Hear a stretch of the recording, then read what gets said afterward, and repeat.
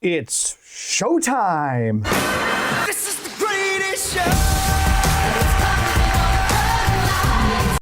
No, it really is. It's time to perform at your best.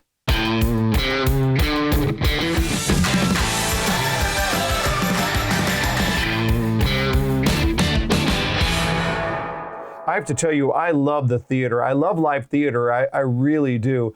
I've seen Wicked 4 times. I saw Hamilton last year. It doesn't matter what it is, whether it's local to me, if I'm in New York, wherever I am. I just love the theater. I've been in several shows myself going back in the day. We had an advanced high school theater department, Guys and Dolls, Oklahoma. I played Horace Vandergelder in Hello, Dolly. Lots and lots of fun.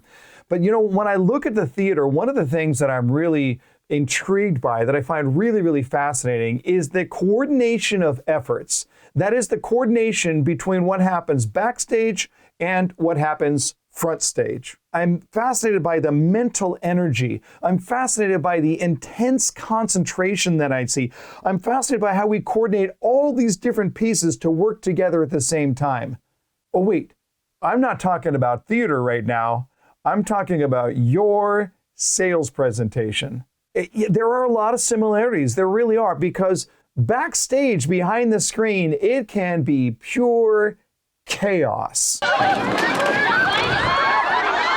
Now look, I take this concept a little further because even at my company, at Shore Consulting, we divide the team into backstage and front stage. The job of the backstage is, frankly, to make the front stage look good. And the front stage absolutely depends on the backstage to make sure that there's a great performance. You see, ultimately, it's not about who's on the backstage. It's not about who's on the front stage. It's about who's sitting in the audience. We look at backstage and front stage because we look at our work and everything that our customer sees as a part of that experience. Everything that they experience when they're talking to Shore Consulting is part of the front stage. And the backstage is there to make sure that the front stage looks great. Not to pump up the front stage, but to provide a great experience for our audience. I want to ask you right from the very beginning, are there people in your world who are helping you to shine on your sales front stage? Are there people out there that you need to acknowledge for the work they do to help you to be better in front of your audience? Now, I'll give you one example of this. In 2019 into 2020, the leading rusher in the National Football League was a gentleman by the name of Derrick Henry. Now, Derrick Henry is a great athlete. There's no question about it. And he rushed for a lot of yards and scored a lot of touchdowns.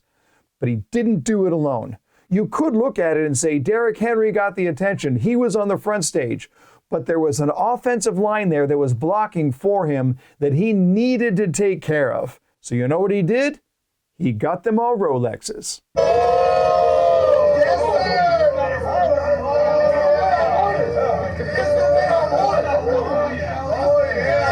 All right, so maybe it's not Rolexes, but are you acknowledging at all? Even with the thank you, those people who help you to shine. But there's another aspect of showtime that's critically important. What happens moments before the curtain opens?